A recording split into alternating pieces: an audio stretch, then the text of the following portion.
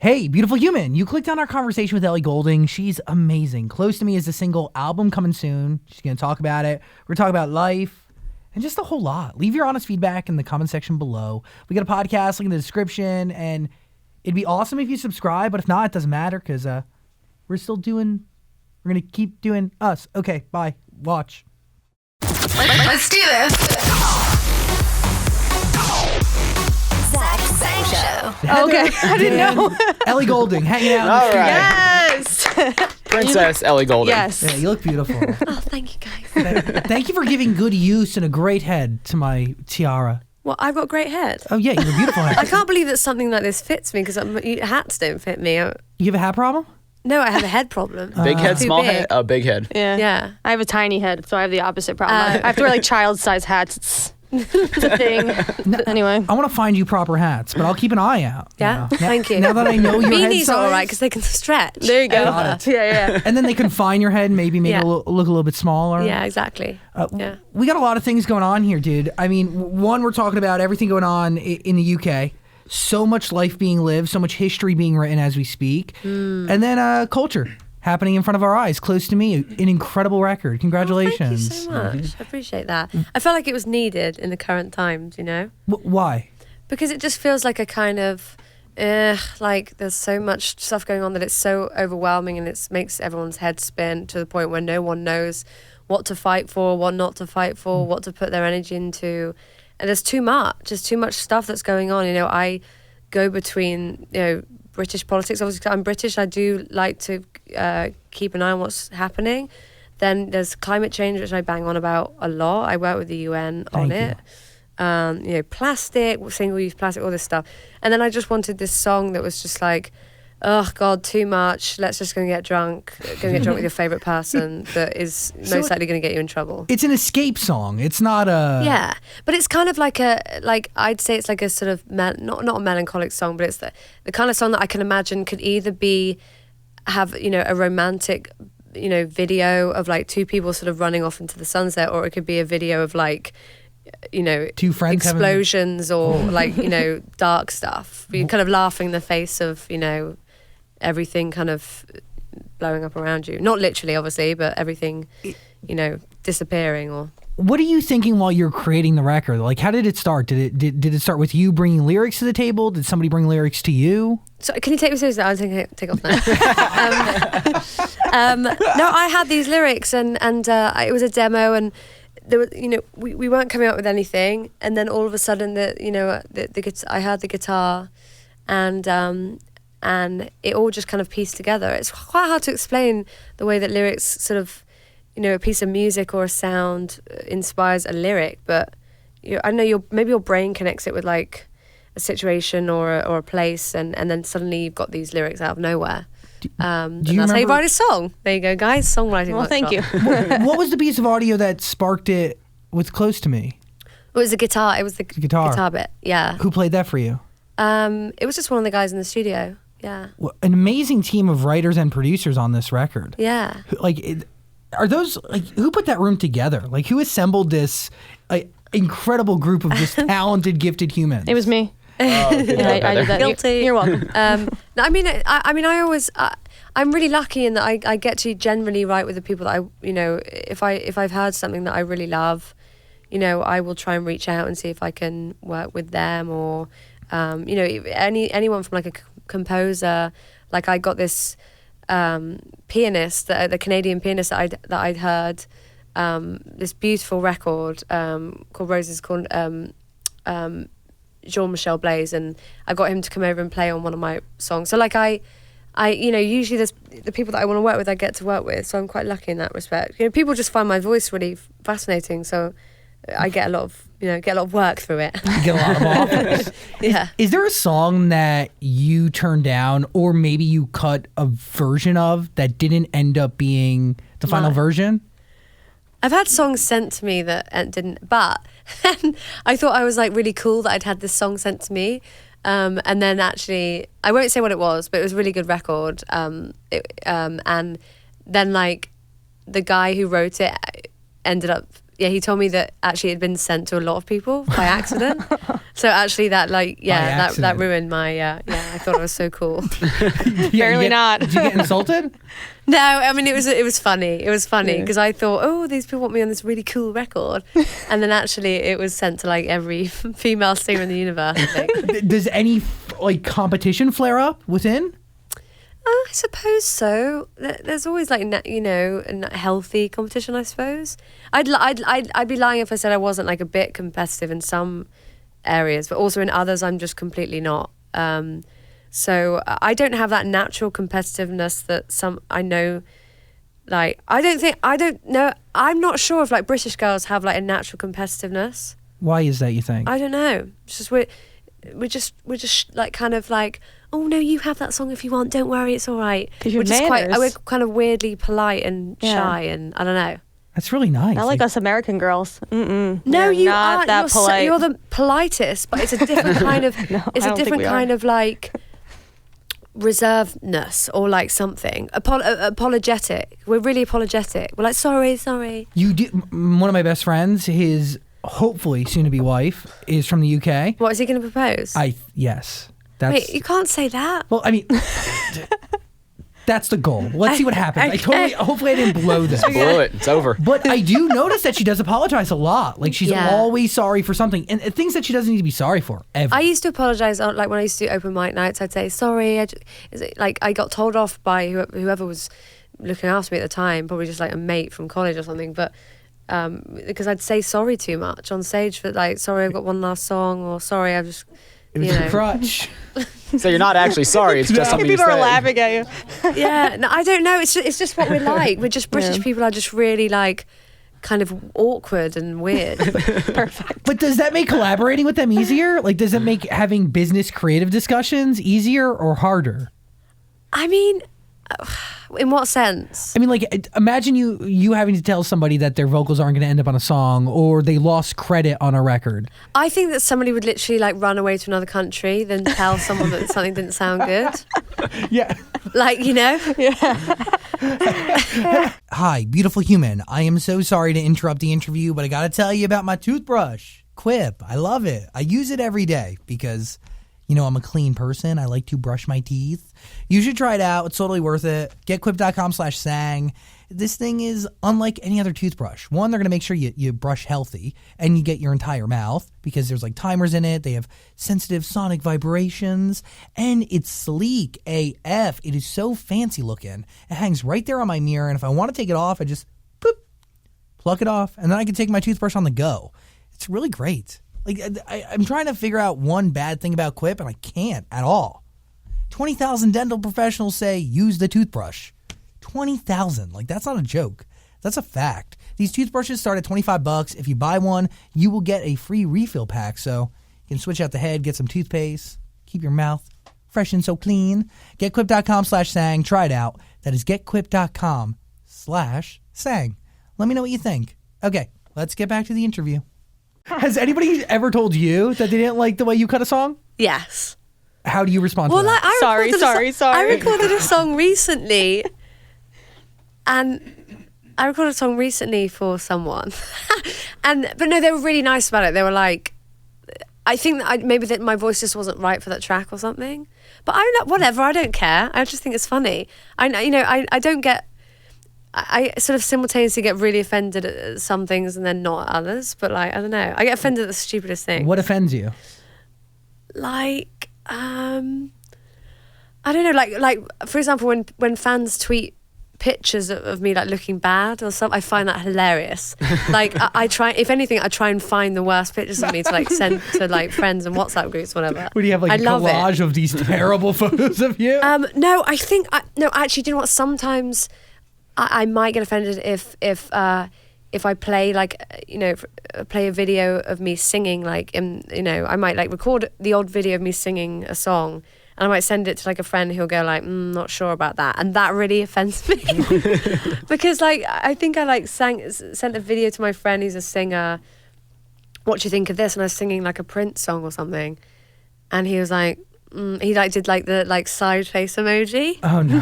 That really offended me. yeah, that hurts. That stung me. That emoji really hurt. Oh yeah. Do you tell them? Yeah. You told them And I that? didn't talk to him for a few days. Okay, so you didn't tell him. You just stopped talking to him. No. I think I was really upset about it. Yeah. I get it. Yeah. Were you upset because it was a friend or like a peer, a singer? Maybe a bit of, but no, because I always trust his opinion because he's an amazing singer. So I you know. Would we know this and then person? he was like, You have to get like the. No. Got it. You know what's really cool about you that I found out? Are you still with your manager from university? Like the person you met with? Like you were with somebody for a long time, right? Like No, I when I was at university. Is it him? No, because it's a funny story. No, these guys are my managers, but this is my crew. But no, when I was at university, this guy who was like the boyfriend of, this is really boring, but a guy who was the boyfriend of a girl that was on my course. Okay. Saw me sing at something that was called Canestock. Great, like the college was called Canes, Woodstock, whatever. I won this like talent competition, and it was just me playing an acoustic guitar and then just a drummer, and that was it. That's interesting must have sounded weird, yeah. And then he saw me there, and then just like he sort of became my manager, but I don't really know what he did. But I mean, it was nice that he like wanted to like. I don't know. Yeah. Be a part of it? So that's a really boring story. No, but just some dude that latched on? Yeah. But how long do you latch on for? I mean, not long. It became quite clear that nothing was really happening. You know, I was obviously like, wow, a manager, you know, because I'd never done anything like that. I didn't know that I was going to end up singing as a career. What did you think you were going to do? I thought I was either going to act, Cool. or I was going to be a personal trainer. Really? Same thing. Yeah. But you were studying politics in college, Studying right? politics, yeah. My personal trainers. I doing also, that. I wanted to do so many things. I hope I wasn't one of those annoying kids, but like my mum says I wasn't. But I wanted to go into politics because I was really passionate about it from a young age. I went to like Houses of Parliament, did work experience there and all this stuff. Cool. So I wanted to work in politics. I imagined at the time that the likelihood of me getting somewhere was quite low. I don't know why. And then I also I wanted to act because I thought I was quite good at it. I studied it and whatever. And then singing, I just thought I was okay at singing, and maybe I just like do karaoke stuff. I don't know. What happens? Like be the best one at karaoke. Every time. Yeah. But what happens in your life that validates this gift? Like, who is the first person that says, you have an amazing voice and this is something you need to invest in? I think it was when I got to university. I think my mum had a funny way of like, being supportive. Like she was supportive, but in a very sort of tough love way. How so? Like, I remember her just being like, just kind of being tough on me. But you know what? I probably wouldn't be here without that toughness. You know, I think she rarely sort of complimented me on anything, but she knew secretly that I had something. She just never said anything about it. But I'm grateful for that, because some people have like pushy parents and then it goes really wrong. But I'm grateful for that. And in a weird way. The lack of compliments sets you up, right? Yeah, because I just had nothing to lose. Every time. But you need that mentality to actually win the way you have, right? You need that mentality a lot more than is kind of advertised. I think I obviously did have some kind of, I had something, but it was really when I got to university that I started really writing my own songs, and people were listening to me like, what the hell? Where'd that come from? Kind of thing. So I don't know, maybe it was like people were used to my voice and where I came from, and I'd always do local pub nights and open mic nights, and people were like, oh, it's Ellie, and so people just got used to it and didn't really know any better, or didn't know anyone Or you were just good nothing and they, to compare it to. yeah, or you were just great and they really enjoyed listening to your voice, and that's why they kept inviting you back or giving you public spaces to perform. Yeah, maybe. But then when I went into the bigger world and I went to university in Kent near London, then that's when it started becoming like, oh, maybe I could do this then. Yeah. How has your creative process changed from pre-Under the Sheets to now? Like, do you still write a song the same way? Yeah. How do you do it? How does it begin?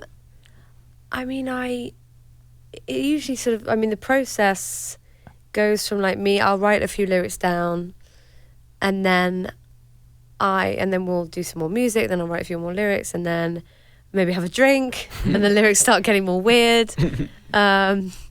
And then like we revisit it the next day just to check that it's not drunken, crap. Drunken crap. So that's kind of how it works. But sometimes lyrics will come like that, and sometimes there's something that has particularly, not upset me, but something that I have to get off my chest immediately. And it really depends. Like, sometimes lyrics take days.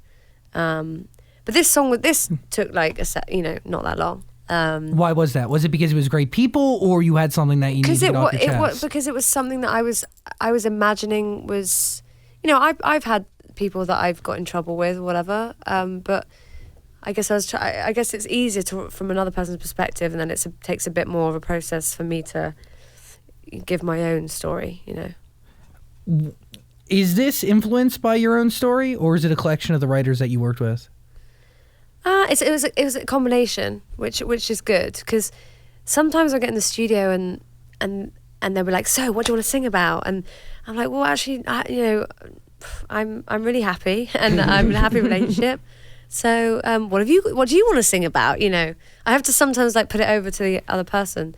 But sometimes like me and my engineer, we've worked together for years and years, and he used to just record my voice, and now he gets more involved in production and things now. But we'll just talk about everything, about politics and what's going on in the world, and talk about relationships. And he's about to have a baby. We'll talk about that. We'll talk about his wife. We'll talk about our mutual friends. And I'm not afraid to kind of be a bit deep with him. There's some people you work with, and you're a bit kind of guarded, so you don't end up really getting that much of a good song because you can't really be honest. Yeah, so you're afraid. You're not. Ends up just being like a sort of generic pop thing. Do you know that at the beginning of a session or at the end of the session that you're going to get something good? You just never know. You do, like, sometimes I get into a studio with someone. I'm always open-minded. Like, that's my rule with working in the studio. I get in the studio, and once I'm there, I have to be open-minded. But then sometimes you just don't click with someone, and it's like I always compare it to like being on a first date, because it could go either way. And one of you can say something wrong and kind of sour the entire moment, right? Like, Yeah. First impressions. And if you don't click, you still carry on with the session and try and get something out of it. Is that? I mean, that doesn't apply for dates as well. That doesn't sound right. But you get out of the dates. You text your friend to come. Or like you hope that like the other person will pay or something. Yeah, right there. So at a bare minimum, you got a free meal. Yeah. Has there been sessions recently where you force yourself to get through it, or will you just leave at this point? Lately I've had really good sessions. I've really enjoyed the people I've worked with. I don't know whether like people get nervous with me or vice versa, because I can get quite anxious, kind of, not when I meet new people. Sometimes I don't know why, but I get kind of. I think it's just because you're entering the studio with someone that you've never met. It's a small space, you never know what's going to happen, and so I can see why that people might be anxious to do that. And it's so personal, and you're also a big deal. Well, I also sometimes I trust people enough to really talk about things that have happened in my personal life, or like my family, or ex relationships that I feel like I can only really. I'm not doing myself enough justice as a songwriter if I give myself if I censor myself. Yeah. So I always have to talk about my past, and I've had some colourful times. Like the way you put that. I really have. Colourful. It's so British. Do you write any of these things? Do you keep like a diary? Do you have notes going, or do you I don't keep a diary, but I kind of wish I did, because so much has happened that I've basically forgotten. And I thought about maybe making some kind of documentary about my life, and cool. because I don't know if people really know me. I mean, they were going to know me a bit more after this interview. But I don't feel like people don't really know me that much. They just know my songs that have been on radio. What song should we listen to get to know you the most? That is an excellent question. I mean, get to know me the most. I guess it could be a song called My Blood or Explosions. They were on my second album. Why are those the most personal? Because My Blood is like it's about sort of giving everything to someone to the point where you've got nothing left and you sort of have to like regrow or something. You have to sort of stop the bleeding. Do you write that after obviously you've gone through an experience? Is that was fresh. So around about the time Lights was becoming like a thing here, a song here. I just started on my second album. So I toured my first album here, doing small shows around the States. Yeah. And then I was like, whew, that was tough. And then when I thought that was over, I then started writing my second record, and then I started getting like emails whenever I had Wi-Fi and texts saying like, can you come and do SNL? Can you come and do this? Because this song's like really taken off. And I'm like in Herefordshire, where I grew up, near Wales, in the middle of nowhere, writing the second album about someone that I'm breaking up with, basically. And it was just like a real how do you split your mind? How do you handle all of it? Like, I mean, that's like a perfect storm for kind of like reclusion, right? Like to just isolate yourself and but then and then Lights took off, and then I was back out of my seclusion, and then I was doing that, and then I was back again. I was like, okay, that's over, and then it was and then I was supporting a couple of people on tour, and it was just non-stop tour. It was just like I was always touring or promoting a song either in Europe or in America, because the certain songs would kick off here and the certain songs kick off in Europe, and I was just like, it was non-stop. Are you giving all your blood in this song to your art, or is it to this person? It was kind of I used the both, really. There's definitely been times in my life where I felt like I've had to, that I've just given everything to the point where I've just got nothing more left to give. And I guess the most sort of relatable thing in that song is when you've been in a relationship that was all you, or where you have changed yourself or you've depleted yourself to make that other person happy. I think that happens a lot more than people talk about. I think you're 100% right. Yeah. But how do you know when you have nothing left to give? I mean, you go insane or something, or like it's a kind of weird exhaustion that you can't describe. But the song will explain that. So does creating that record heal what you just went through? Yeah, because it's such a good feeling to know that you've gotten something off your chest, and to know that people are going to hear it, and maybe the person it's about is going to hear it, and that kind of, I feel like, I've been in relationships so people know what they're getting themselves into. Like I'm a songwriter, and I am gonna write about things that aren't necessarily relationship orientated, but it's what I do. So it's always been, I think, kind of like a bittersweet thing where like people want me to write the best songs, but then it's also like, is it gonna be about me? Do you tell somebody at the beginning of any relationship, whether it's a close friendship or a significant other, do you like tell them, or is it unspoken? I don't tell them. I don't know why. There was one song I wrote that I was like, fuck you. And that's the only time, because I'm not, people that know me know that I'm not that kind of person. I don't seek revenge, or I don't try and I'm a peaceful person that just wants, I don't have any enemies at all. but I think occasionally, in a kind of irrational way, you want that song to be heard by someone. But then also, I really do think that songs have been a way of therapy for me. Yeah, where I can do them and then they set sail, and then I don't have to think about it again. You close it. Yeah, it's like writing. I think it's really important to write stuff down or speak to people. Like that was my way of talking to people indirectly, I guess. Would it upset you knowing that they didn't hear the song? No, I would not lose sleep over that. No. Yeah, I like I said, the people that I didn't ever want to upset or be affected, I didn't tell. There's no point. Yeah. It's there's why do that? The songs are for my fans and the people that listen to my music, and maybe they'll relate to them. But I haven't really written about my partner because it's something sacred to me that I don't need to validate or try and break down or understand. Does your inspiration change at all post engagement? Not really. I think that I always have like kind of a dark place I go to, whether I write happy or sad songs or something in the middle.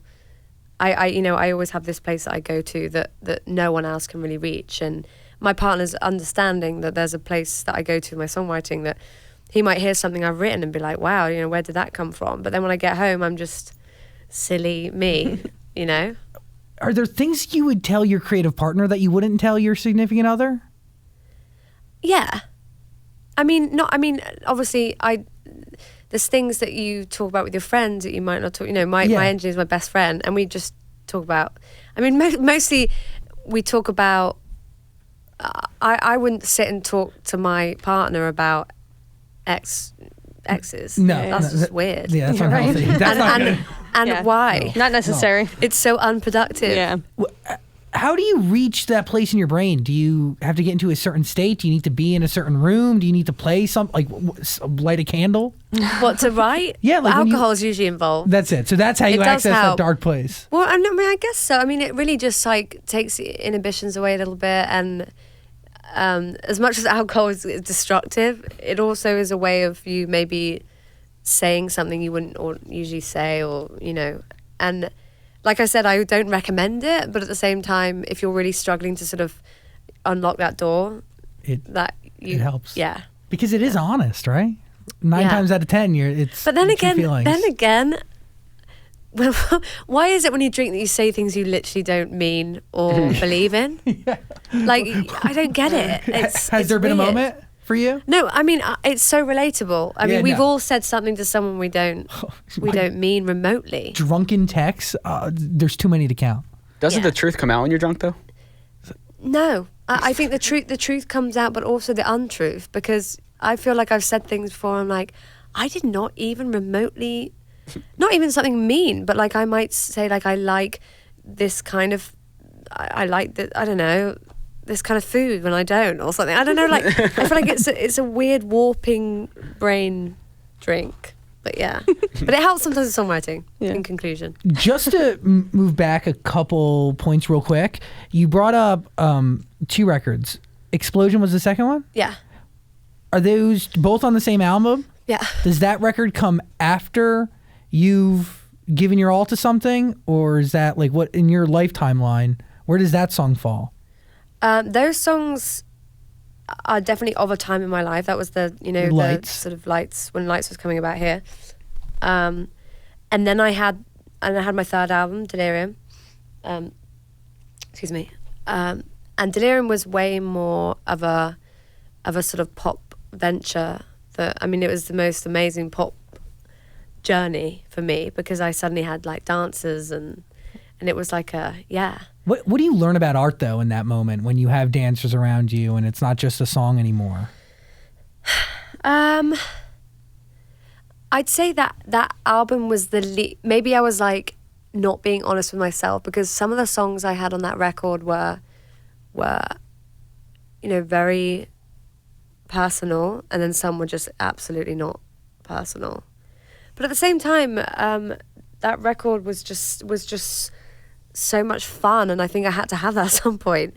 Lights and Halcyon were just draining because they were so emotional. That Delirium was like a breath of fresh air to me, and I needed it. Quick question. How'd you sleep last night? If your answer is not well, you should take a look at your mattress. That could be the problem. Try out Purple Mattress. This thing is legit. They know what they're doing. They want to make sure you get a good night's sleep. It was invented by a rocket scientist. Science. It's going to feel different than any other mattress out there. It's going to be soft, yet firm. It's going to support you no matter what. It's going to keep you cool when you sleep. Plus, it's going to feel like you're in zero gravity. So the Purple Mattress will support your body no matter how you sleep. Back, side, stomach, it has you covered. Did I mention it keeps you cool when you sleep at night? Because science. Also, the Purple Mattress wants to be cool when it comes to your wallet. You're going to get a 100-night risk-free trial. If you don't like it, you can return it for free. And then they'll also deliver it to you for free. And they can also set it up, take away your old mattress, and get this. It is backed by a 10-year warranty. So if something happens to it, they have your back. Literally, because Purple Mattress will have your back when you sleep. And then if you need a new one, they have you covered. They also want to give you free things because I guess they're nice people. Seriously, they want to give you a free pillow if you buy a mattress. Also, they're giving out other gifts site-wide. If you're interested, just text Zach to 474747. That is Zach to 474747. And the only way to get those free gifts, by the way, like the pillow and the other stuff they're giving away, is by texting Zach to 474747. That is Zach to 474747. If you want a mattress, Purple is definitely worth your time. Try it out, check it out, and let me know how you sleep. Surprised about Light's success at all? Yeah. Why? I mean, I wrote that song in Brighton. Do you know Brighton? It's a place on the coast, like sort of down from London, like south. And it's like it's an amazing seaside town, and has a big sort of music scene. But Biff Stannard lives there, who used to write for Spice Girls and Boyzone and E17, and he was like the pop writer. Anyway, so went down. He played me some stuff, then eventually he played me the Lights. Just that, and I immediately had something for that. But then I was like, okay, bye, thanks guys, and then just forgot about it. Do you write Lights with them, or do you take that home? I took it away and wrote it. And then you send it back to them? Yeah. Wow. Mm-hmm. Where do you I write? do that a lot. I'm like, thank you, and then go and write it. Go. Yeah. Where do you go? Is there a place where you feel the most comfortable? In that instance, I just went back to my hotel room and just alone. Probably had a drink and wrote it by myself. Yeah. How is this next generation of Ellie Goulding different than all of that's come before? I mean, the songwriting process is in a way the same. But you're different. I'm a bit different. I'm definitely wiser, I'd say. I've had a chance to reflect on everything that's happened to me and take it in, accept it, and sort of, let it go a bit.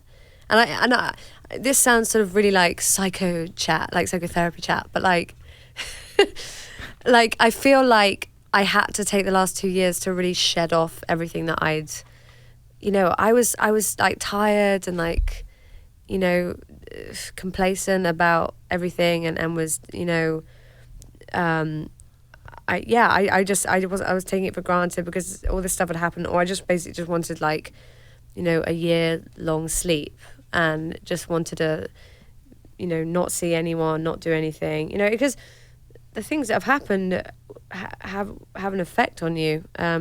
Yeah, and it all happens fast, and you lived 2 lifetimes in a span of 2 years, Yeah. There's no break there. No. So yeah, so I really but it was really important for me to finally look back on things and reflect. Because I'd forgot. Everything was in one big thing, and I've done so many incredible things, and I've achieved so much, but I just didn't care. I realized it was a dangerous place for me to be in mentally, because when you start getting complacent about what you've achieved, that's a dangerous place to be in. Yeah, because why keep going? Why do more, right? There's exactly. This comfort that takes over you, and you give into it almost. Yeah. There needs to be a part of you that stays hungry and stays motivated. Stays hungry, and also just self-appreciation is really important, and I think everyone should have that, and remember, think about the things that you've you like about yourself and the things that you've done and the things that you're gonna do. And so anyway, so I needed a solid amount of time off to really just like reconnect with everything. Like, really, I mean, it's fascinating to hear you say it all like that, because it is. You go through so much. I mean, you were hit with a performance every other day, accomplishment, award show appearance, everything. The first day, I remember the first day I woke up not having anything to do, and I think I just stood in the middle of my house, like with my cat, just like with my arms folded. I just didn't know what to do with myself. Sounds adorable. Yeah, my cat was looking at me like, what do we do? No, that's all he wants. That's all he does, like food. But yeah, I it was so alien to me to not be doing anything, and it was really hard to get used to having days off, or like not having somewhere, having to be somewhere or sing or be on, or I could be off for like the first time, and it was like really weird. Do you lose yourself over that period of time, or do you remain like? Do you still have a hold on who you are? I mean, I know who I am again now. I had to really like search for it again. It took a while. How does that even start? How does that process begin? Well, I think my next album is all about finding sort of a satisfaction in yourself without someone else. I think from like a woman's perspective, it was like understanding that I could have my own happiness without someone else. And having been in lots of relationships, I think that was really important for me to sort of have that journey with myself. And so that's what a lot of the new songs are about. But at the same time, this trying to find myself again came at the same time as finding someone that I wanted to completely have the real me or whatever. And it's really important. You can't ever enter a relationship with all these layers of like, stuff that you've picked up from being in the public eye and from performing and from traveling and all that stuff I had to like shake off. And I think he helped me do that. You're finding yourself while in a relationship with somebody, which is, I mean, to me from the outside looking in, it's like that seems obviously very challenging to do. You just said it. Yeah. But this album, when is it written? Is it written between your last breakup and the beginning of your relationship with your fiance now? No, this really started, the writing really started when I moved to New York, and that was like 2 years ago. So no, it was when we met. But it's from then until before I met him. I mean, I don't even remember what I was doing, where I was. I think I was just on the end of like the delirium. Got it. World. I was still touring. I was still doing shows. I was still doing festivals. But I definitely think being with him has helped me return back to my old self. Thank God. Yeah. What did you miss about yourself the most? I just missed like loving what I did. I didn't love what I did anymore, and I was just annoyed at my own voice, annoyed at my songs that I performed every night over and over. I was annoyed at having to travel. I didn't care about what city I was in. I didn't care about meeting people. I just shut myself off. It just became a chore, and it became like I associated it with being miserable. Whereas now, today being an example, I enjoy what I do again. It's really important. I so connected with what you just said, because I think a lot of people go through it in their own way. And the longer you do something and you invest your all into something, it is easy to see it as a chore, because you don't disassociate yourself, right? Like you are your art is you. There's no layer between the two of you. Yeah. And it's easy to be drown it all, and then just not want. You just want to stop treading water eventually. Yeah, I definitely got to that point. It was, if I carried on, I would have been like, that's it, I'm done with this job. But having these few years to really have the freedom to write when I wanted and not have the pressure, go in the studio, write half a song, go home and do some cooking, go back the next day. Cool. I had to have that, and I understand that that's a luxury thing. I know that people have 9 to 5 jobs, and I appreciate that. My family do, like, you know, my partner does, and but it was hard to, it was, you know, I had to try and explain to him that, like, I've had that, but, like, you know, it's not 9 to 5, it's like it's 24 hours. It's all the time. Yeah, there's no off time. Yeah. So yeah, that helped a lot, and now I'm back and I feel like I've got a new, you know, I see it with a different perspective now. Close Thank to me God. is the best way to start too. I know, right? You got to hit record on your hands. How much of Close to Me was done before you brought it to Diplo? It was like it was demo, so it was like lyrics and a bit of production. And then why did you want to bring it to him? Because I just knew it was for him. And he knew as well when I sent it to him, and he was just like, I love it. Please let me do it. Is that why it's yeah. Ellie Goulding and Diplo featuring Sway Lee? Yeah, I know it's confusing now. It's very confusing. Whatever. Whatever. Okay. Yeah, no. Let them be confused. I don't know. I mean, I guess also because I'd say I describe it more of a standalone song that I just wanted to release, and I wanted to like be like, hi, I'm back. Mm-hmm. The album's not coming yet, but it will be. And, you know, I don't plan on having any other collaborations. So Really? No. That's where it stops. yeah.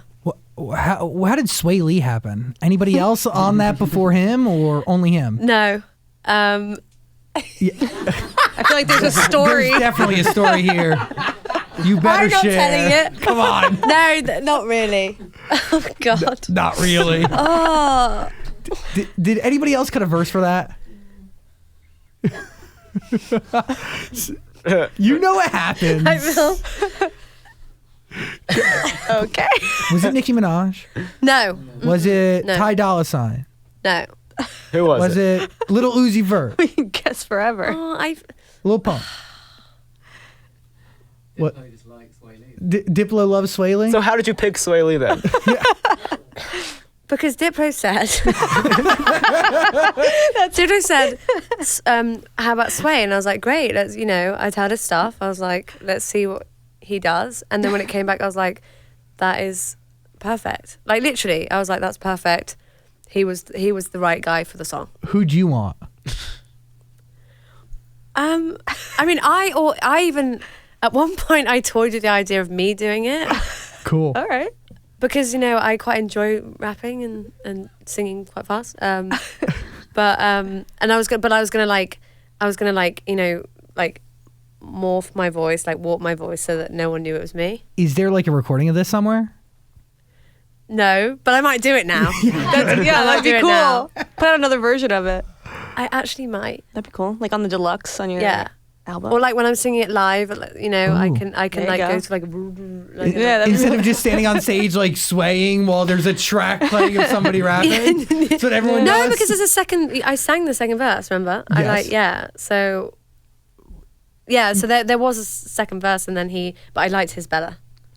Is this one of those things where you guys have never met and you didn't work like together on it, or you're in Yeah. the same studio? You've never Yeah. met. No. I think that's so strange that you guys have a now. Totally, you're absolutely right. It is so strange, and it's bad. But we're just people are just all over the place, and it's quite hard to tie, you know, me, Diplo, or Sway down. Yeah. Especially where he's doing so much stuff. Yeah. It's tough. These side projects that Diplo has going on is pretty intense. I know. It's nonstop. I know. You've worked with Calvin, obviously, Zed. What makes Diplo different? Because I just feel like he's an innovator and always does something. He has a signature sound, but he always does something different, and he's passionate about it.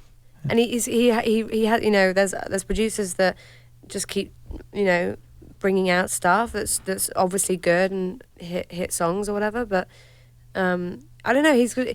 And also he always works with sort of not big artists and works with artists that are just coming up or that he believes in, and I think that's really important. And he's always believed in me, and you know, he could work with a lot of singers, and he still works with me. And I've done stuff with Major Lazer.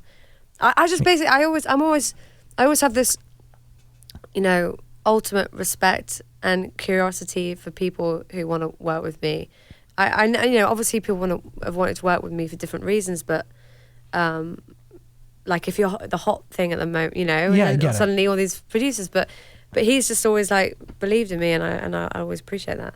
What fuels your fascination with it? Is it like, do you want to know why they're choosing you, No, or do you just want to because know? like I'm just like this random British girl from Hereford. I don't think you're random anymore. Oh, well, I don't know. That's another thing. You lose perspective of where you are in that kind of world.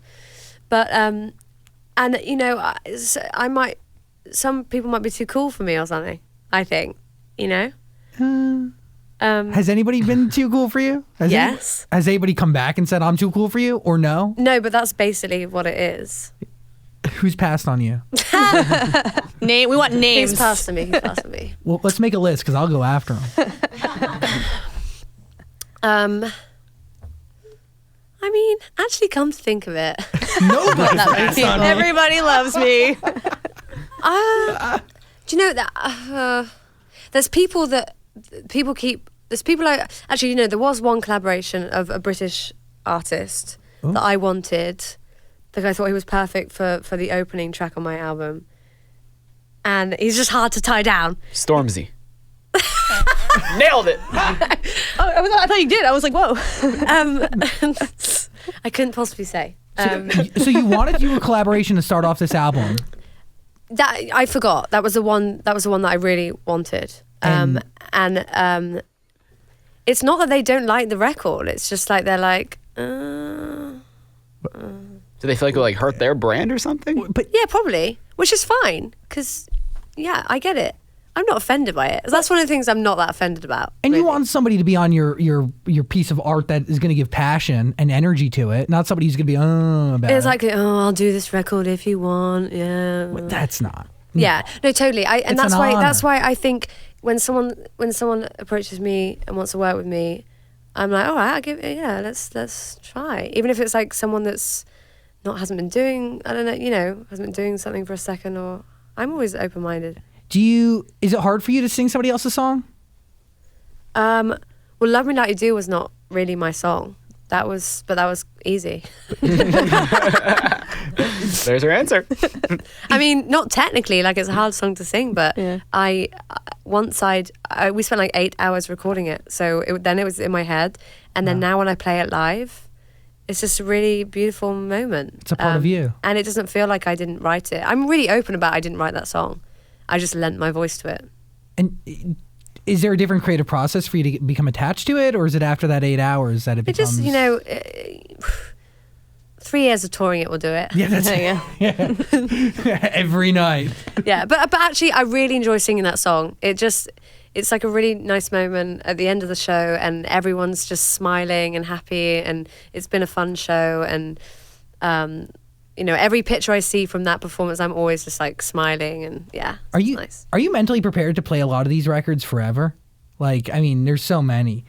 I Need Your Love, Clarity, Lights. These songs. Not Clarity, but What? that's not mine, is it? No, that's not mine.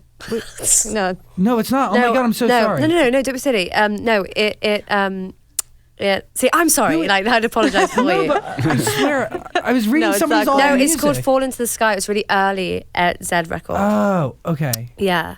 No, but you're right. There are a lot of songs. I've sort of. Forever. Burn? There's some I would like to maybe put to bed for a bit. Really? What? Yeah. Who's on that list? God, you're really like getting out of me today. What songs of yours do you hate? Well, believe it or not, Lights is kind of on that. Yeah. I just You're- played it a lot, and I want to gain enthusiasm for it again. So That makes sense. But isn't it one of those things like people away. go to your concerts and they really want to see you play Lights? Yeah, but not in the UK because no one really knows that song. How weird is that? Honestly, but people barely know that song when I play it in the UK. But here, weird. they'll storm the stage if you don't. Yeah, exactly. Honestly, if I didn't play Lights here, that would not go down well. But I understand why you want to put it to bed, right? Because the heart wants what it doesn't have, you know? It's also just really hard to sing. I mean, I always nail it. No, just kidding. Like I do, you know, I always sing it fine, but it's exhausting, that song. It goes through so many different voices, like the light song, like head, heart, like yeah. Do you and Calvin Harris have plans? I said that name wrong. Do you and Calvin Harris have plans to work together again? Because you guys just make hit after hit. Yeah, over that. I mean, once you've done 2 songs, it's like, come on, like move on to something else. It's a good answer. In my opinion, but I mean, I would. Why not? Because we're friends. But it's true, right? Like I've done a Major Lazer song, I've done Diplo song. I would work with him again on stuff. I don't know whether it would be a collaboration or we just write something for someone else. But maybe that's ship sailed. I don't know. I'm open-minded. Okay. How many songs are you sitting on, like right now, like that are just chilling on your computer, either for this album or A lot. like, are we talking like over 50, under 40, over 100? 33. I mean, that's not a bad estimate.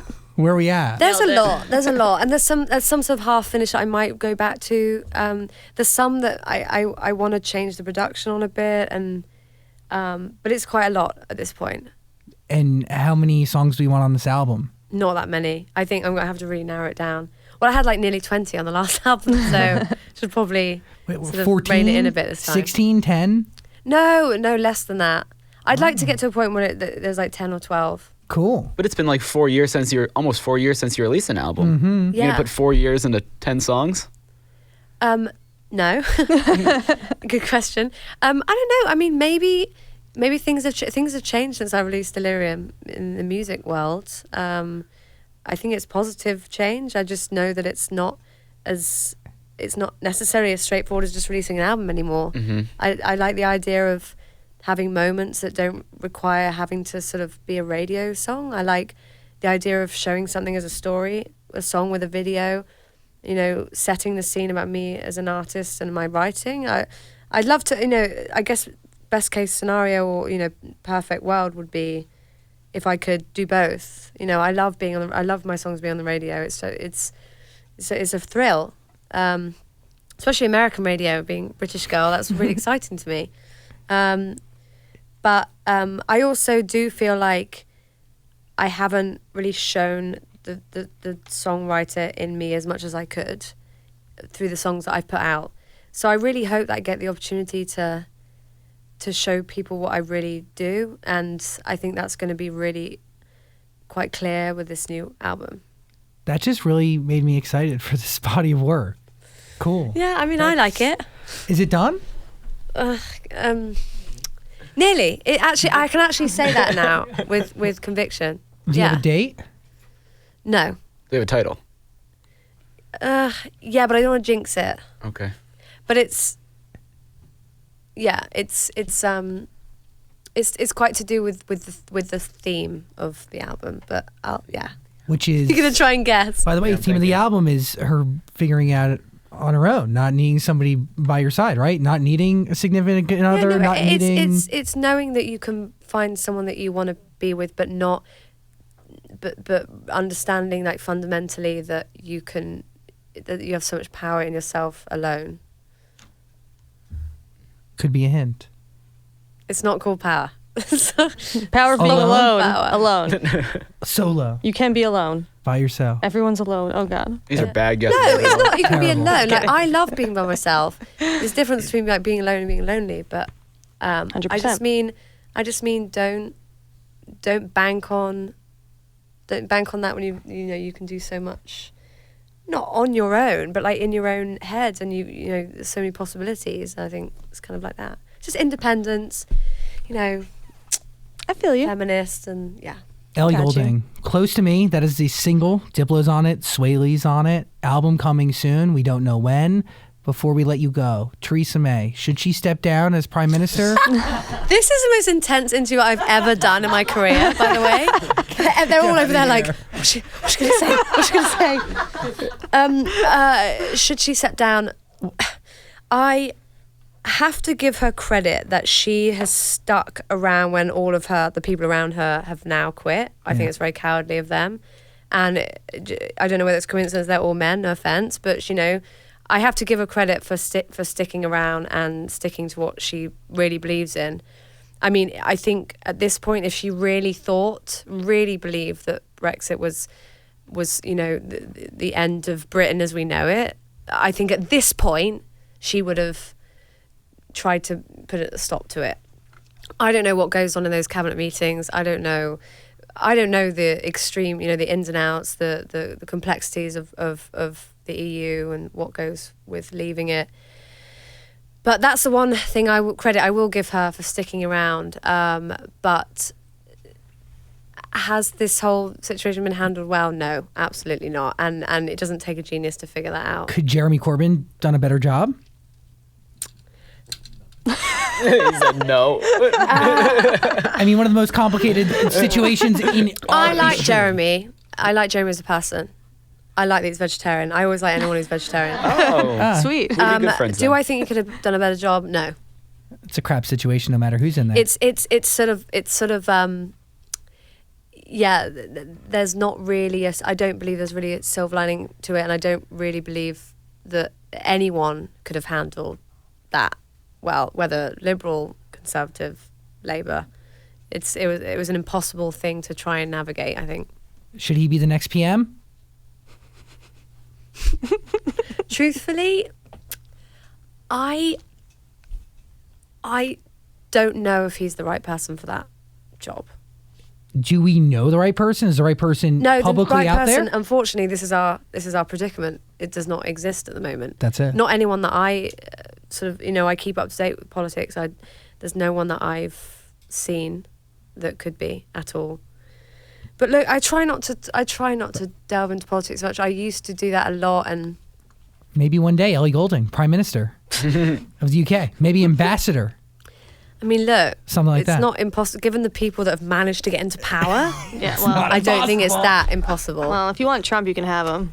Nah. Keep Theresa May in her beautiful shoes. She has a great shoe game. Oh, right, she does. Yeah. We all know it. Ellie Goulding, you're amazing. Yes. Thanks for hanging out. Thank Thanks, you. guys. I really hope you enjoyed that conversation. If you did, please subscribe and also check out our podcast. There's a link in the description, and also comment and like and do things. Other interviews are on the screen somewhere, so click them. Thanks for watching.